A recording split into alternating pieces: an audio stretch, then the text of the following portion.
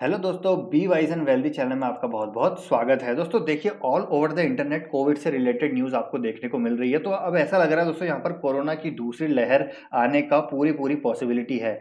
ये देखिए, India sees biggest single day surge in covid cases since early November.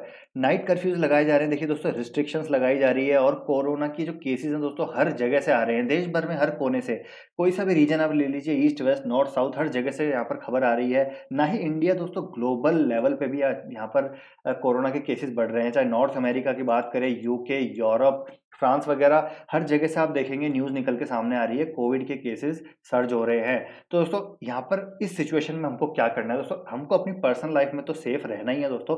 As a investor हमको अपने portfolio को भी सेफ रखना है। तो उसके लिए हमको यहाँ पर क्या करने की जरूरत है दोस्तों, आज की वीडियो में आपको मैं डिटेल में समझाने वाला हूँ। 3 सेक्टर की 3 कंपनीज बताऊंगा आपको, जहां पर आपको नजर रखनी है और अपने पोर्टफोलियो का रीबैलेंस करना है। नहीं तो दोस्तों, यहाँ पर हमको बहुत नुकसान हो सकता है। जैसा कि आपको पता है, पिछली बार क्या हुआ था, लॉकडाउन हुआ और जो हालत खराब हुई थी, जो डाउनफॉल देखने को मिला मार्केट में, वो काफ़ी एक अनसर्टेन चीज़ थी। हालांकि अब की बार ऐसी सिचुएशन नहीं होगी, लेकिन स्टिल दोस्तों, यहाँ पर सिचुएशन बिगड़ सकती है, पैनिक सेलिंग हो सकती है। ग्लोबल फंड हाउसेज अपने जो है फंड्स को रीशिफ्ट कर सकते हैं, रीबैलेंस कर सकते हैं। तो वही आज के वीडियो में आपको बताने वाला हूँ। तो काफ़ी इन्फॉर्मेटिव वीडियो होने वाला है दोस्तों। अच्छा लगे लाइक कीजिएगा। अगर आपके पोर्टफोलियो से रिलेटेड कोई भी क्वेश्चन डाउट है तो कमेंट बॉक्स में जरूर लिखिएगा, मैं आपको जरूर रिप्लाई करूंगा। चैनल पर नए हैं, अभी तक सब्सक्राइब नहीं किया है, चैनल को जरूर सब्सक्राइब कर लीजिए। तो देखिए दोस्तों, देश भर से न्यूज़ आ रही है। अभी महाराष्ट्र में आपको पता है, नागपुर में लॉकडाउन लगा है और भी महाराष्ट्र के दूसरे जिलों में भी यहाँ पर रिस्ट्रिक्शंस लगाई जा रही है, नाइट कर्फ्यूज हो रहे हैं।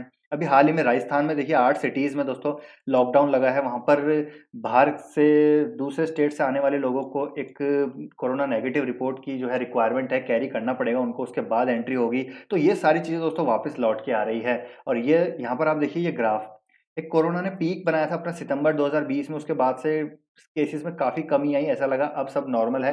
लेकिन अब दोस्तों फिर से यहाँ पर अब नॉर्मेलिटी सी दिख रही है। जिस प्रकार से केसेस बढ़ रहे हैं, देखिए यहाँ पर आप देखें, 11,000 थे, फिर 12 हुए, 15, 16, 34,000 तक यहाँ पर आंकड़ा पहुँच चुका है। ये देखिए, यहाँ पर राजस्थान के 8 जिलों में नाइट कर्फ्यू लगा दिया गया है। यहाँ पर देखिए कितनी सिटीज़ हैं। तो ये सारी न्यूज़ वापस से, अब ऐसा लग रहा है दोस्तों, साल भर बाद वापस से वही सिचुएशन आने वाली है। तो हमको क्या करना है दोस्तों? सबसे पहली बात देखिए, मैं अभी आपको यहाँ पर बताऊँगा 3 सेक्टर में हमको फ़ोकस रखना चाहिए, क्योंकि काफ़ी ये वो सेक्टर हैं जो हमको अपने हमारे पोर्टफोलियो को सेव कर सकते हैं और अच्छा खासा हमको यहाँ पर एक तरह से नुकसान से बचा सकते हैं। तो इससे पहले से आपको बताऊँ, सबसे पहले हमको करना क्या है? सबसे पहले दोस्तों, हमको अपने पोर्टफोलियो में टॉप नॉच कंपनीज़ के साथ ही रहना है। उससे पहले आपको ये जानना ज़रूरी है, आप लॉन्ग टर्म इन्वेस्टर हैं, एक शॉर्ट टर्म इन्वेस्टर हैं, या मीडियम टर्म, या फिर ट्रेडर हैं, आप क्या हैं? ये आपको सबसे पहले खुद से एक सवाल पूछना पड़ेगा।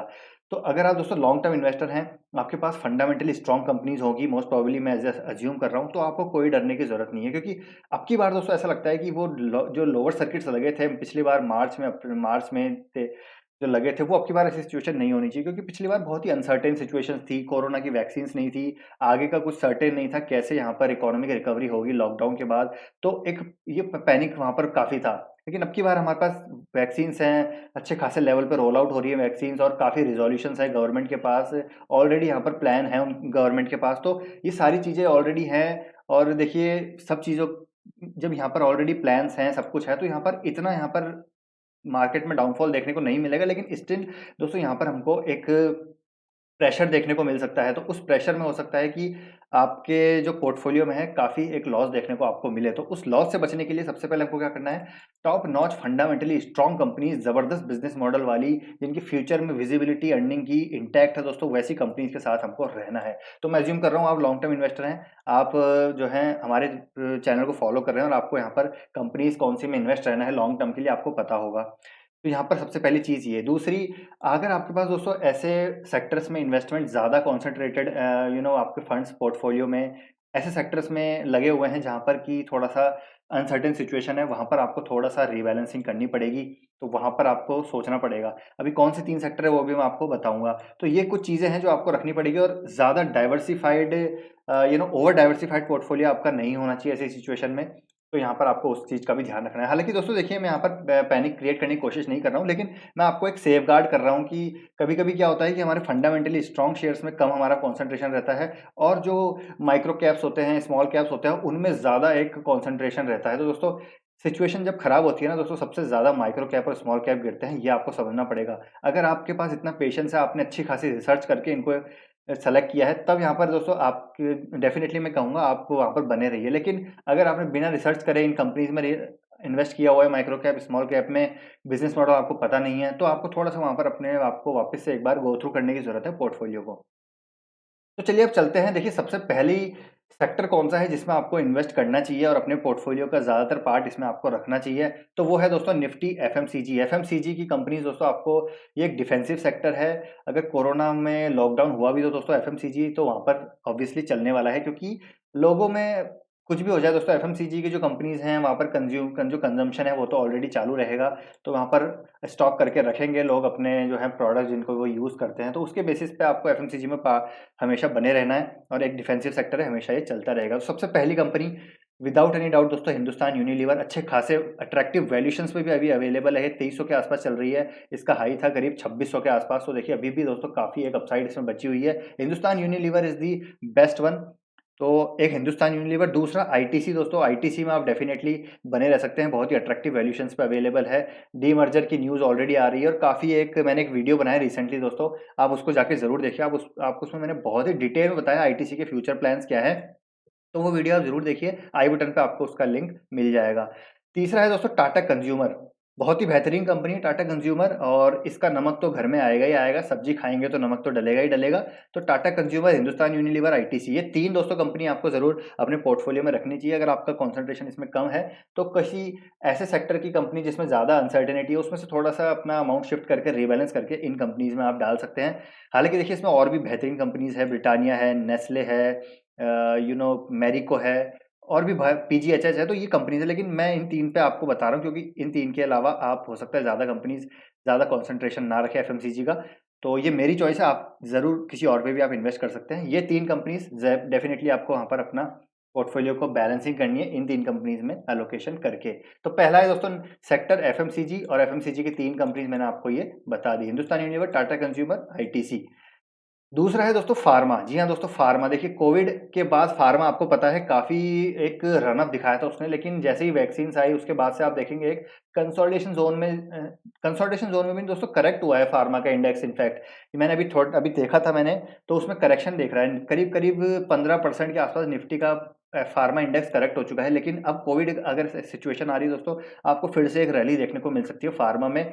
तो फार्मा भी एक डिफेंसिव सेक्टर है, और कोविड के बाद इसको काफ़ी बूस्ट मिला था। वापस से दोस्तों ऐसी सिचुएशन हुई तो फार्मा आपको भागता हुआ दिख सकता है। इसकी तीन कंपनीज अगर मैं आपको बताऊं दोस्तों, डिवीज लैब है जो अभी अच्छे खासे करेक्टेड लेवल पे मिल रही है, डिवीज लैब आप जरूर इस पर कंसिडर कर सकते हैं। डॉक्टर रेड्डी, एल्केम लैब भी दोस्तों आप इनको कंसिडर कर सकते हैं। ये तीन कंपनीज मैं आपको बताऊंगा। बायोकॉन में भी दोस्तों आप जरूर इसको कंसिडर कर सकते हैं, हालांकि ये भी एक बहुत बेहतरीन कंपनी है। लेकिन अगर मैं तीन प्रेफरेंस दूं तो डॉक्टर रेड्डी, डिवीज लैब, एल्केम, ये मेरी प्रिफर्ड चॉइसेस इसमें से है।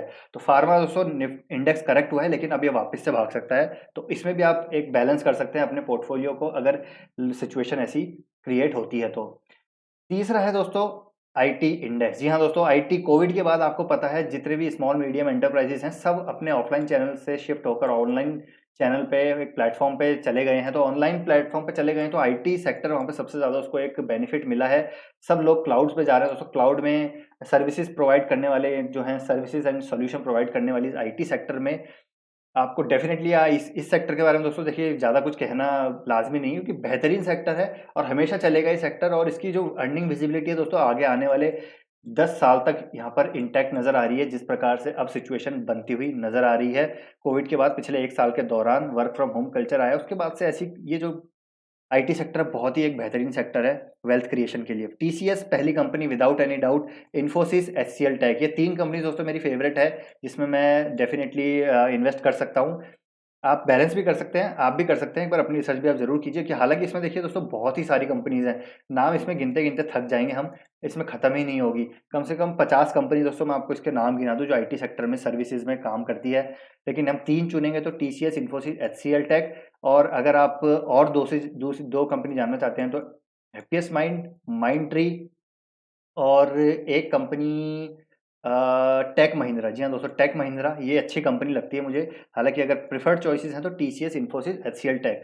तो ये कंपनीज हैं दोस्तों, तीन सेक्टर की तीन तीन कंपनी जो आपको ज़रूर अपने पोर्टफोलियो में, अगर आपके पास इनका कॉन्सेंट्रेशन कम है तो आप बढ़ा सकते हैं इस, अगर ऐसी सिचुएशन क्रिएट हुई तो। और अपने पोर्टफोलियो को थोड़ा सा रीबैलेंस कीजिए, एक स्टडी कीजिए, फंडामेंटली स्ट्रॉन्ग कंपनीज और जो ऑलरेडी मार्केट लीडर हैं दोस्तों उनके साथ रहिए, क्योंकि अगर वापस से वैसी सिचुएशन आई तो यही कंपनीज हैं जो आपके पोर्टफोलियो को सेफ गार्ड करेंगी और आपके पोर्टफोलियो को बचाएंगी। तो आई होप दोस्तों ये वीडियो आपको पसंद आया होगा। अच्छा लगा दोस्तों वीडियो को लाइक कीजिएगा। अगर आपके कोई भी डाउट है आपके पोर्टफोलियो से रिलेटेड, किसी कंपनी से रिलेटेड आपको कोई क्वेश्चन पूछना है तो कमेंट बॉक्स में जरूर लिखिए, मैं आपको जरूर रिप्लाई करूंगा। तो मिलते हैं नेक्स्ट वीडियो में। Till then take care, bye bye, और चैनल को दोस्तों जरूर सब्सक्राइब कर लीजिए।